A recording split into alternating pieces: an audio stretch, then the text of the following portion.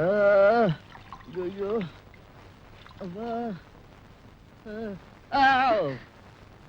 வா மெதுவா இங்க புரட்டி எடுத்து இங்கதான் சரியா போயிடும். அது சரி பானு உனக்கு ஒண்ணும் ஆகலையே? எனக்கு ஒண்ணும் ஆகல. நான் தான் உங்க கண்ணில் படாம ஒரு மூலையில ஒழிஞ்சுக்கிட்டேனே. ஒரு பாவம் அறியாத நீங்க என்னால அடியும் அதையும் வாங்கினீங்க. நீங்க வேதனைப்படுறத பார்க்கும்போது என் மனசுக்கு ரொம்ப கஷ்டமா இருக்கு. நல்ல கதையா இருக்க. என் கண் முன்னாடி உன்னை ஒருத்தன் கொடுமைப்படுத்தின அதை பார்த்துக்கிட்டு சும்மா இருக்கிறதுக்கு நான் என்ன பேடி பாயலா?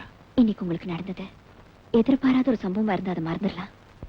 ஆனா அந்த கும்பல் நம்ம 2 பேரும் லவ்வர்ஸ்னு தப்பா புரிஞ்சுக்கிட்டு இருக்காங்க. அவங்களால எந்த நேரத்துல உங்க உயிருக்கு ஆபத்து ஏற்படலாம். எனக்கு துணையா இருக்கிறதுனால போலீஸ்காரங்க உங்க பேங்க் உத்தியோகத்துக்குள்ள வைக்கலாம்.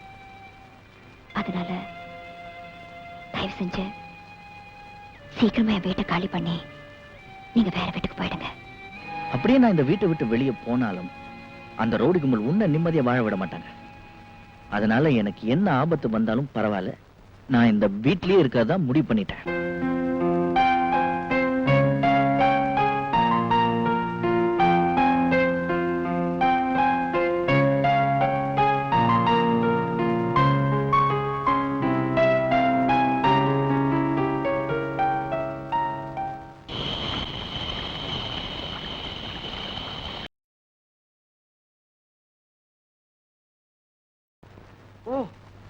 குட் மார்னிங் பேங்க் தம்பி. Good morning. இந்தியா டுடே எப்படி இருக்கு? ஸ்டெடியாவே இல்ல. எங்க வீட்டு போன் அவுட் ஆஃப் ஆர்டர். ஒரு சின்ன போன் பண்ணிக்கலாம்னு வந்தேன். ஆமா பானு வீட்ல இல்ல?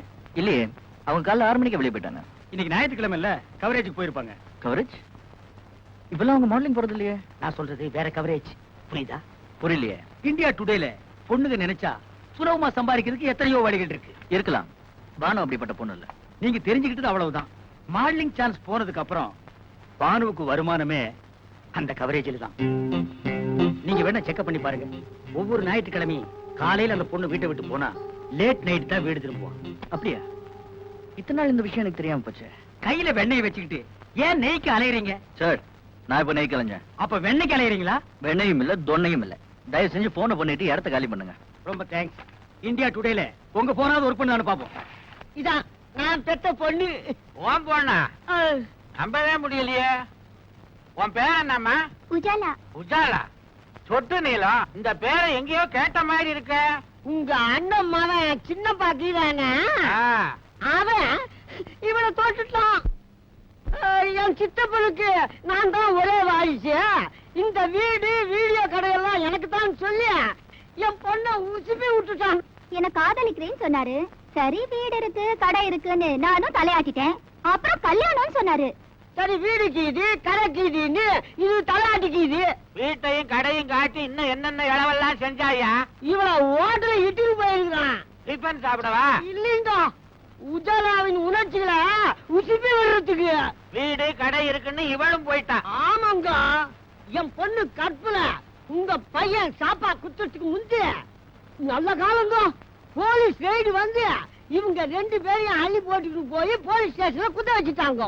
என் மானம் மறுவாதை எல்லாம் போச்சுங்க.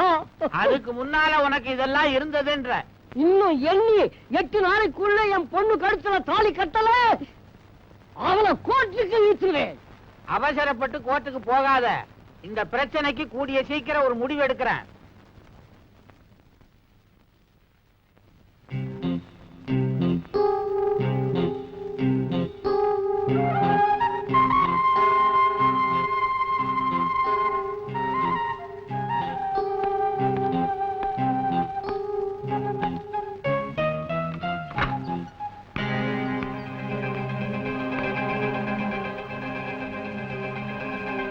கையனிடுங்க.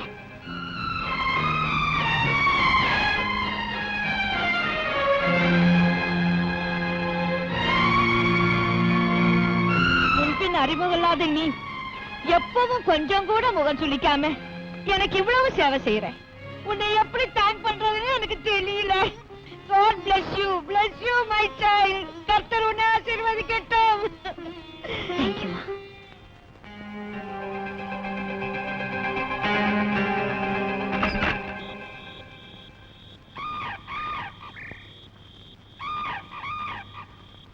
பானு, சக்கரவர்த்தி, இந்த நேரத்துல இங்க வந்து யாருக்காக காத்துட்டு இருக்கீங்க? உனக்காகத்தான். எனக்காகவா? அப்படின்னா காலையிலேயே நீங்க என்ன பின்தொடர்ந்து வந்திருக்கீங்கன்னு நினைக்கிறேன். ஆமா, எதுக்காக ஃபாலோ பண்ணி வந்தீங்கன்னு தெரிஞ்சுக்கலாமா? குனிஞ்சு நிமிர முடியாத வேலைன்னு சொன்னியே, அது என்னன்னு தெரிஞ்சுக்கலான்னு தான் வந்தேன். ஓ, தெரிஞ்சுக்கிட்டீங்களா? தெரிஞ்சுக்கிட்டேன். ஆனா உன்னத்தை என்னால புரிஞ்சுக்க முடியல. எதுக்காக இப்படிப்பட்ட வேலையெல்லாம் செய்யற? பேப்பர்ல விளம்பரம் பார்த்து நானா தான் இந்த வேலையை தேடிக்கிட்டேன். வாரத்துல ஒரு நாள் அந்த அம்மாவோட துணிமணிகளை துவைச்சு போட்டு குளிப்பாட்டி விட்டு மாதா கோயிலுக்கு கூட்டிட்டு போனோம். மத்தபடி சில்லறை வேலைகளை பார்த்து கொடுத்துட்டு ராத்திரி 9 மணிக்கு தான் வீடு திரும்புவேன். Part time job. மாதம் 1000 ரூபாய் சம்பளம். இருந்தும் கெடுத்தான் செத்தும் கெடுத்தான்னு சொல்லுவாங்களே, அந்த மாதிரி எங்க அண்ணன் பூபதி உயிரோட இருக்கும்போது அவன் கொடுத்த தொல்லைகளுக்கு அளவே இல்லை. அவன் செத்த பிறகும் என்னை சாகாம சாகடிச்சிட்டான். நான் செஞ்சுட்டு இருந்த மாடலிங் தொழிலும் போச்சு. கை நிறைய எவ்வளவோ சம்பாதிச்சேன். ஆனா இன்னைக்கு வரைக்கும் எனக்குன்னு பேங்க்ல ஒரு பைசா கூட போட்டு வைக்க சந்தர்ப்பமே கிடைக்கல. ஏன் அப்படி? எங்க அண்ணன் எனக்கு விட்டுட்டு போற சொத்து 4 பக்கமும் கடன்.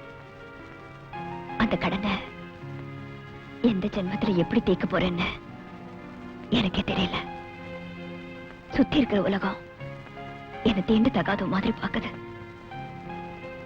என்னால வாழவும் முடியல, சாகவும் வழி தெரியல. இப்படிப்பட்ட துர்பாக்கியமான நிலைமை எந்த பொண்ணுக்கும் வரக்கூடாது. பானு, வாழ்க்கைன்னா மேடு பள்ளங்கள் வரத்தான் செய்யும். அதை தாங்கிக்கிற மனப்பக்குவம் நமக்கு வேணும். இந்த உலகம் என்ன கொலைக்காரின்னு சொல்லுது. அந்த மனவேதனைதான் என்னால தாய்க்க முடியல.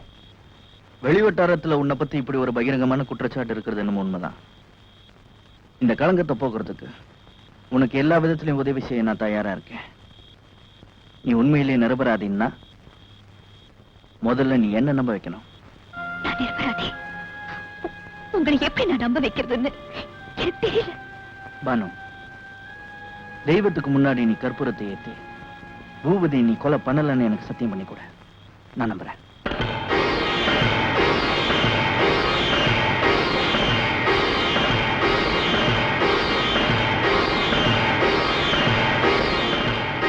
பானு, விநாயகருக்கு முன்னால சத்தியம் பண்ணி சொல்றேன், நான் பூபதியை கொலை பண்ணல.